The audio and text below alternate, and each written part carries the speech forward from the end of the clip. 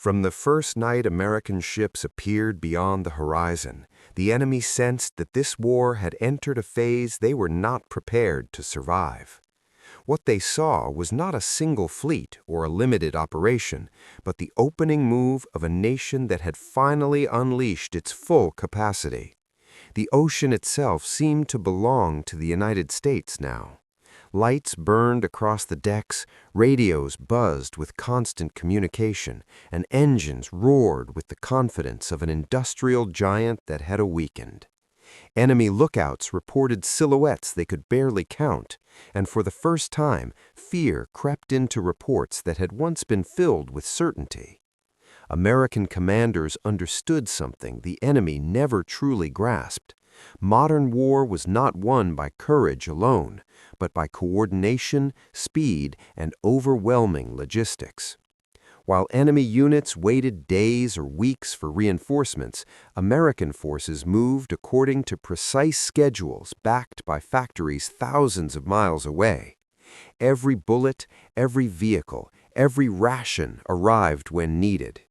Enemy intelligence officers wrote desperate notes warning that American supply chains were functioning like clockwork, immune to disruption. It was as if destroying one part only made the rest move faster.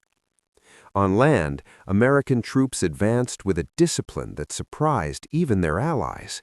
Infantry, armor, and artillery worked together seamlessly, each movement calculated to reduce enemy options until none remained. Defensive positions that had resisted previous assaults crumbled when faced with sustained American pressure. Enemy soldiers later admitted that what broke them was not a single attack, but the realization that Americans would return again and again, stronger each time, until resistance became pointless. There was no pause long enough to recover, no gap wide enough to escape. In the air, American dominance became a constant presence. Bombers flew in formations so vast they darkened the sky, escorted by fighters that hunted relentlessly. Enemy pilots, once confident in their abilities, found themselves outnumbered and outmatched. Airfields were struck with precision, supply routes severed, and communication lines shattered. Even when enemy aircraft managed to take off, they faced opponents who were better equipped, better trained, and supported by an endless stream of replacements. The skies no longer offered refuge. They became another domain controlled by the United States. At sea, American naval power erased illusions of safety.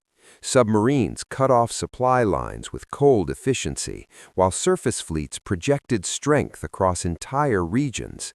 Enemy convoys vanished without explanation, and isolated units were left to face American forces alone. Admirals on the opposing side recognized too late that they were fighting a nation capable of building ships faster than they could be sunk. Each loss the enemy suffered was permanent. Each loss America suffered was temporary. What truly distinguished American forces was their adaptability. When enemy tactics changed, American responses evolved even faster. New weapons appeared, new doctrines were tested, and training was refined in real time. The enemy fought according to rigid plans, while Americans treated the battlefield as a living system to be mastered. Soldiers learned, adjusted, and returned to combat with sharper instincts and greater confidence. This learning curve became a weapon in itself, one the enemy could not counter.